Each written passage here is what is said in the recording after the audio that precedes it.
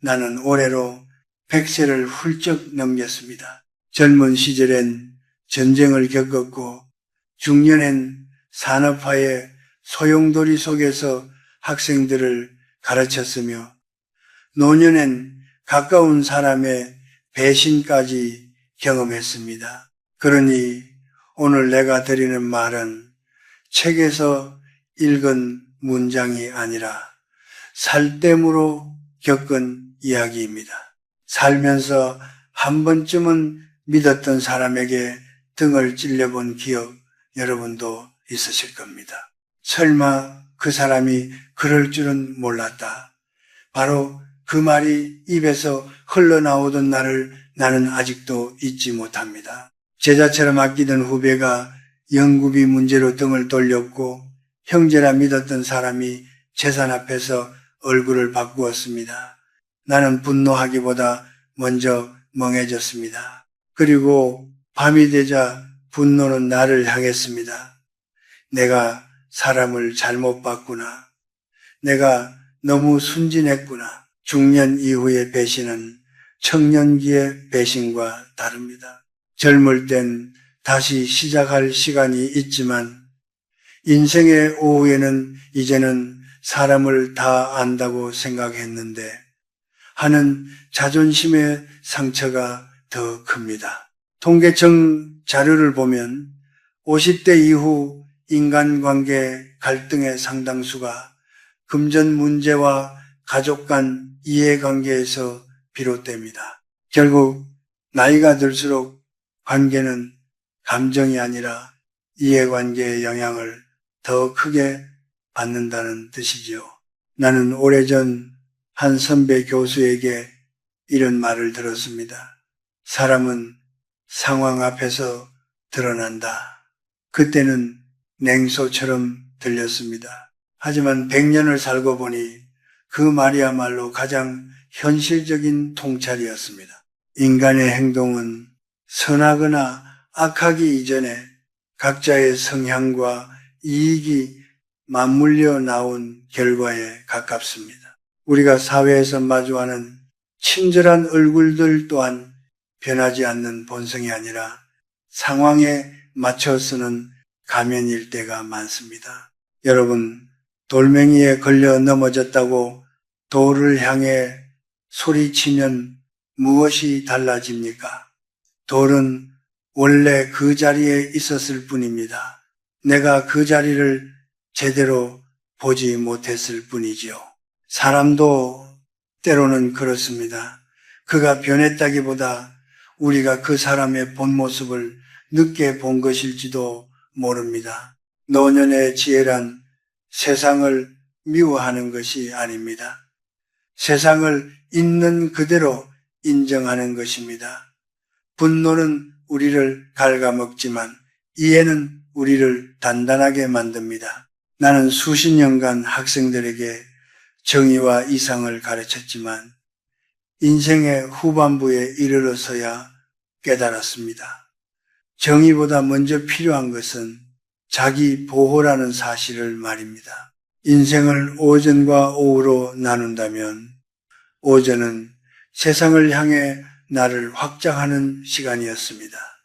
더 많은 사람을 만나고 더 큰 꿈을 꾸고 더 멀리 나아가야 했습니다. 그러나 오후가 되면 규칙이 바뀝니다. 이제는 확장이 아니라 수성입니다. 더 이상 모든 사람을 품으려 하지 말고 나를 지키는 울타리를 세워야 합니다. 많은 분들이 은퇴 즈음 무너지는 이유가 여기에 있습니다. 여전히 젊은 시절의 방식대로 사람을 믿고 속마음을 털어놓고 가진 것을 아낌없이 퍼주다가 결국 빈손이 됩니다. 그리고 말합니다. 나는 왜 이렇게 사람이 없을까? 아닙니다. 사람이 없는 것이 아니라 경계가 없었던 것입니다. 나는 100년을 지나오며 깨달았습니다.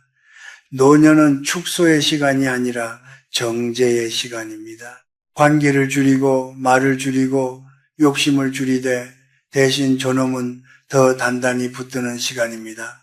시인 괴테는 말했습니다. 노년은 우리에게 젊은 날의 열정을 빼앗는 대신 통찰을 준다. 그 통찰을 외면하면 우리는 넓고도 철들지 못한 사람이 됩니다. 오늘 나는 여러분께 3가지 원칙을 이야기하려 합니다. 이것은 세상을 이기는 법이 아니라 노년에 휘둘리지 않고 서는 법입니다. 마지막까지 내 존엄을 지키기 위한 3가지 절대 원칙, 이제 하나씩 깊이 들어가 보겠습니다. 첫 번째는 입입니다. 나는 예수님 넘어서야 깨달았습니다. 말이 많아질수록 내 삶은 가벼워졌고 침묵이 깊어질수록 내 삶은 단단해졌다는 사실을 말입니다. 나이가 들면 자연스럽게 말이 늘어납니다. 외롭기 때문입니다. 살아온 세월을 인정받고 싶기 때문입니다. 내가 말이야로 시작하는 문장이 점점 길어집니다. 나 역시 그랬습니다. 어느 날 동창 모임에서 기분이 좋아 이렇게 말한 적이 있습니다. 우리 아들이 이번에 승진을 했네. 다들 웃으며 축하해 주었습니다. 그런데 그 이후로 이상하게 모임의 공기가 달라졌습니다. 연락이 줄었고 농담 속에 묘한 가시가 섞였습니다. 그때 나는 알았습니다. 나는 기쁨을 나누려 했지만 누군가의 비교가 되었구나. 심리학 연구에 따르면 인간은 타인의 불행에는 연대감을 느끼지만 타인의 성공에는 은밀한 위협을 느낀다고 합니다. 특히 비슷한 연령대, 비슷한 환경일수록 그 감정은 더 강해집니다. 40, 60대는 인생의 성적표가 어느 정도 드러난 시기입니다. 그래서 남의 성공은 곧 나의 미완성을 비추는 거울이 됩니다. 나는 그날 이후 자랑을 멈췄습니다. 좋은 일은 가슴에 묻었습니다. 기쁨은 나와 가족 안에서만 나누었습니다. 그랬더니 이상하게도 인간관계가 더 평온해졌습니다. 노년의 침묵은 비겁함이 아닙니다. 품격입니다. 둘째는 비밀입니다. 술 한 잔 들어가면 사람은 약해집니다. 너니까 말하는 건데 라는 문장은 관계를 깊게 만드는 것처럼 보이지만 사실은 관계를 위험하게 만드는 시작입니다. 나는 한 동료 교수에게 가정 문제를 털어놓은 적이 있습니다. 마음이 너무 무거웠습니다. 그는 고개를 끄덕이며 위로했습니다. 그런데 몇 달 후 다른 자리에서 그 이야기가 돌고 있다는 걸 알았습니다. 나는 배신감을 느꼈습니다. 하지만 시간이 지나 깨달았습니다. 비밀을 지키지 못한 건 그가 아니라 처음 입을 연 나였다는 것을. 비밀을 지키면 나는 그 비밀의 주인입니다. 그러나 말하는 순간 나는 그 비밀의 인질이 됩니다. 관계가 틀어지면 그 말은 칼이 되어 돌아옵니다. 노년의 상처가 깊은 이유는 우리가 이미 많은 것을 잃은 뒤이기 때문입니다. 그 위에 또 하나의 상처가 얹히면 견디기 어렵습니다. 그러니 나는 제자들에게 이렇게 말합니다. 설명하려 하지 말아라. 이해받으려 애쓰지 말아라. 침묵은 때로 가장 강력한 방패다. 우리는 젊을 때 소통을 미덕으로 배웠습니다. 그러나 노년에는 선택적 침묵이 미덕입니다. 모든 진심을 다 꺼내놓는 것이 진정성이 아닙니다. 어떤 진심은 지켜야 할 성기와도 같습니다. 말이 적어지면 처음엔 답답합니다. 사람들이 왜 그렇게 무뚝뚝해졌냐고 묻습니다. 변했다고 합니다. 정이 없다고 합니다. 하지만 생각해 보십시오. 정 많던 시절 우리는 얼마나 많이 상처받았습니까? 100년을 살며 나는 알았습니다. 말은 공기처럼 가볍지만 그 결과는 돌처럼 무겁습니다. 노년의 입은 문이 아니라 자물쇠가 되어야 합니다. 열기보다 지키는 것이 먼저입니다. 입을 닫으면 적어도 스스로를 공격할 무기를 남에게 쥐어주지 않습니다. 침묵은 당신을 작게 만드는 것이 아니라 당신을 높이는 기술입니다. 나는 이제 누군가의 자랑에도 누군가의 도발에도 쉽게 풀티키리 하지 않습니다. 그냥 마음속으로 이렇게 말합니다. 아, 저 사람은 지금 자신의 이야기를 하고 있구나. 그리고 조용히 미소 짓습니다. 입을 다스리는 순간 당신의 노년은 절반 이상 지켜집니다. 본 3. 두 번째는 지갑입니다. 나는 여든이 넘어서야 돈의 본질을 제대로 이해했습니다. 젊은 시절에는 돈을 성공의 상징으로 보았습니다. 더 벌어야 인정받고 더 가져야 안정된다고 믿었습니다. 그러나 100년을 살아보니 돈은 과시의 수단이 아니라 방어의 수단이었습니다. 돈은 사치를 위한 장식이 아니라 인생의 거센 파도를 막아주는 방파제였습니다. 대한민국의 노인 빈곤율은 OECD 국가 중 가장 높은 수준이라는 통계를 여러분도 들어보셨을 겁니다. 수치가 무엇을 말해줍니까? 오래 사는 것이 축복이 되려면 최소한의 경제적 자립이 전제되어야 한다는 뜻입니다. 돈이 없으면 선택권이 사라집니다. 병원에 갈지 말지조차 고민해야 하고 자식의 눈치를 보며 말을 삼켜야 합니다. 나는 한 동료를 기억합니다. 그는 평생 성실하게 살았습니다. 그러나 퇴직 후 지인의 부탁을 거절하지 못해 거액을 빌려주었습니다. 금방 갚는다는 말을 믿었습니다. 결국 돈은 돌아오지 않았고 관계도 끝났습니다. 그는 내게 이렇게 말했습니다.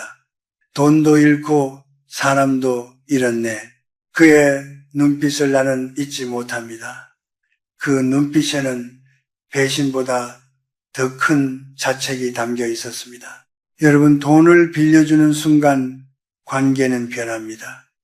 친구는 채무자가 되고 나는 채권자가 됩니다. 평등했던 관계는 기울어집니다. 이후 만남은 계산이 되고 웃음은 부담이 됩니다. 만약 거절했다고 떠날 사람이라면 그 사람은 애초에 친구가 아니라 당신의 지갑을 향해 서 있던 사람입니다. 나는 이제 단호합니다. 나는 관계를 지키기 위해 돈을 빌려주지 않는다. 이것이 나의 원칙입니다. 자식 문제도 마찬가지입니다. 많은 부모가 말합니다. 살아있을 때 미리 나눠주고 싶다. 사랑이겠지요. 그러나 나는 수많은 가정을 보았습니다. 재산을 미리 넘긴 뒤 부모의 말 한마디가 가벼워지는 장면을 말입니다. 효도는 계약이 아닙니다. 재산을 넘긴다고 보장되지 않습니다. 오히려 부모의 마지막 울타리가 사라지는 경우가 많습니다. 노년에 필요한 것은 통장 잔고보다 더 중요한 주도권입니다.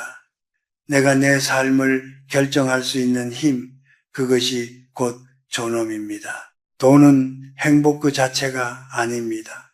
그러나 돈은 불행을 피할 선택지를 줍니다. 나는 이것을 수십 년의 세월 끝에 배웠습니다. 젊을 때는 명예를 져갔고 중년에는 성취를 져갔습니다. 그러나 노년에는 안정이 전부입니다.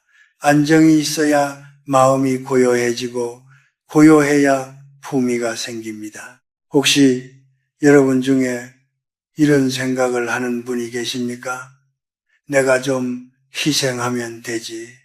나는 그 말을 들을 때마다 가슴이 철렁합니다. 노년의 희생은 미덕이 아니라 위험입니다. 내가 무너지면 가족 전체가 흔들립니다. 내가 서 있어야 자식이 실패하고 돌아왔을 때 기댈 수 있습니다. 지갑을 닫는 것은 인색함이 아닙니다. 지갑을 지키는 것은 가족을 지키는 일입니다.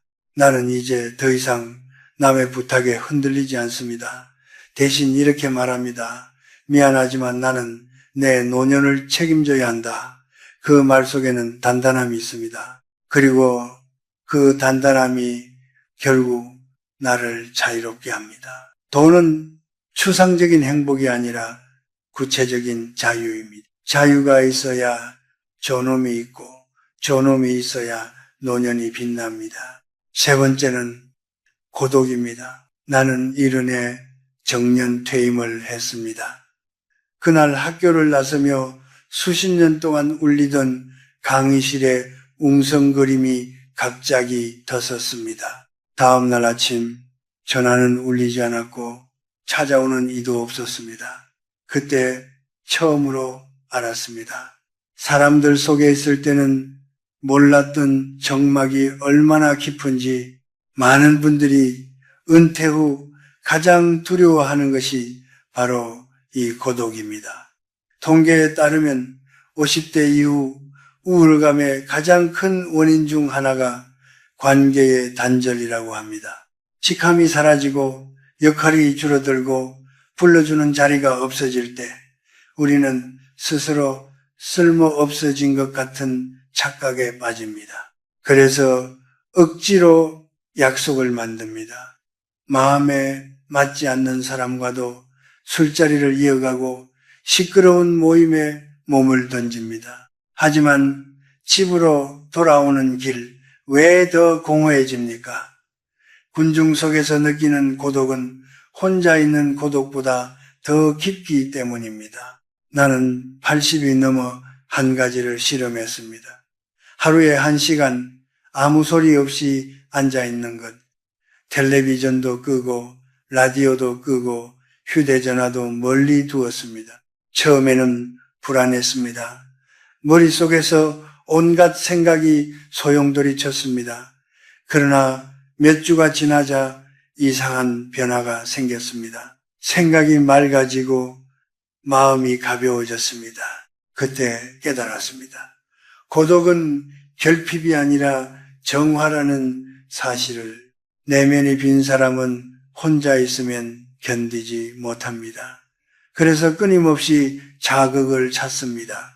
그러나 내면이 채워진 사람은 혼자 있는 시간을 즐깁니다.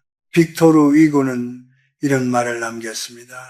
고독은 위대한 영혼의 운명이다. 나는 이 말을 젊은 시절엔 이해하지 못했습니다.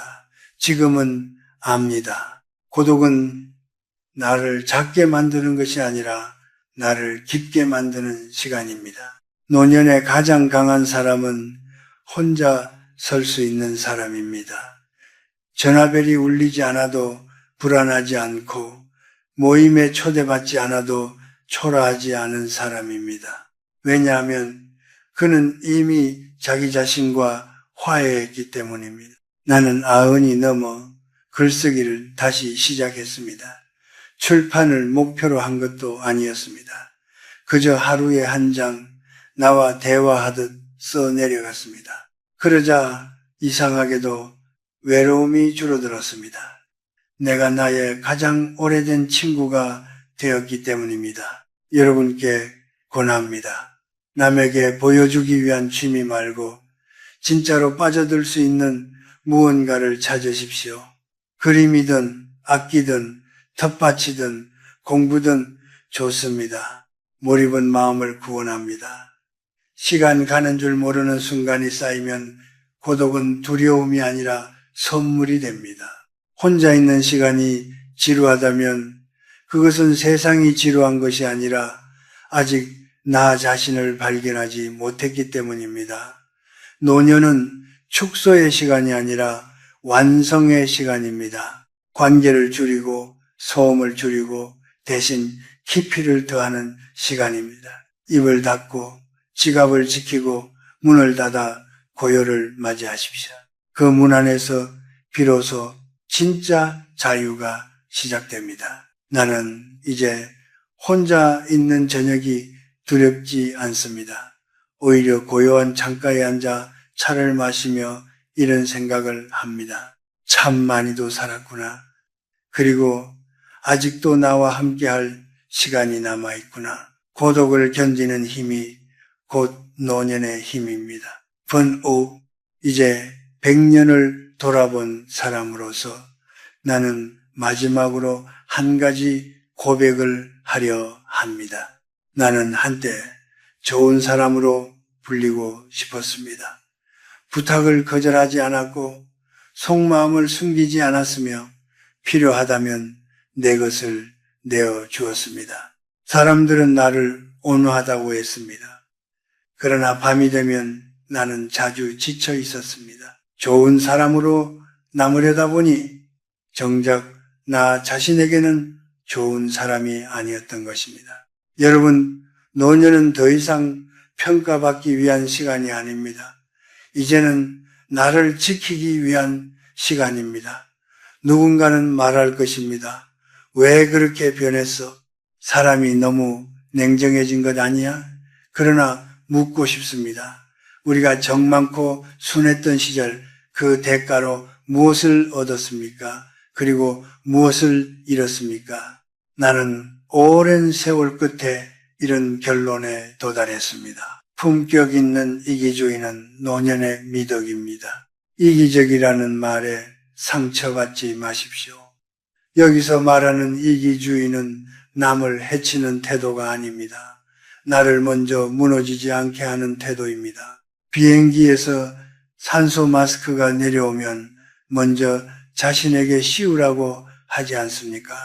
그래야 옆 사람도 도울 수 있기 때문입니다. 입을 닫는 것은 냉정함이 아니라 절제입니다. 지갑을 지키는 것은 탐욕이 아니라 책임입니다. 고독을 선택하는 것은 고립이 아니라 성숙입니다. 나는 수많은 제자들의 노년을 지켜보았습니다. 끝까지 존엄을 지킨 분들의 공통점은 단 하나였습니다. 타인의 평가에서 자유로웠다는 것. 그들은 남의 말에 휘둘리지 않았고 필요 이상의 관계에 매달리지 않았습니다. 대신 자신의 일상, 자신의 리듬, 자신의 원칙을 지켰습니다. 한국 사회는 유난히 정이라는 이름으로 많은 것을 요구합니다. 가족이니까, 친구니까, 오래 알았으니까. 그러나 정이 깊을수록 상처도 깊습니다. 이제는 정에 끌려다니지 말고 원칙 위에 서십시오. 원칙은 차갑지만 오래 갑니다. 나는 이제 누군가에게 이해받지 못해도 괜찮습니다. 설명하지 않아도 편안합니다. 혼자 밥을 먹어도 초라하지 않습니다. 왜냐하면 나는 압니다. 혼자일 때 비로소 나는 가장 단단하다는 것을. 여러분도 오늘 마음속에 한 문장을 새겨보십시오. 나는 입을 닫고 나를 지키겠다. 나는 지갑을 지켜 존엄을 지키겠다. 나는 고독을 두려워하지 않겠다. 이 문장들은 단순한 다짐이 아닙니다. 앞으로 수십 년을 버티게 해줄 방패입니다. 노년은 쇠퇴가 아니라 선택의 시간입니다. 무엇을 버리고 무엇을 지킬지 결정하는 시간입니다. 100년을 살아보니 알겠습니다. 결국 남는 것은 명예도 소문도 남의 평가도 아닙니다. 마지막까지 내 곁에 남는 것은 나 자신입니다. 그러니 그 사람을, 바로 당신 자신을 끝까지 존중하십시오. 여러분의 고요하고 단단한 노년을 진심으로 응원합니다. 이 늙은 교수가 마음 깊이 축복을 보냅니다.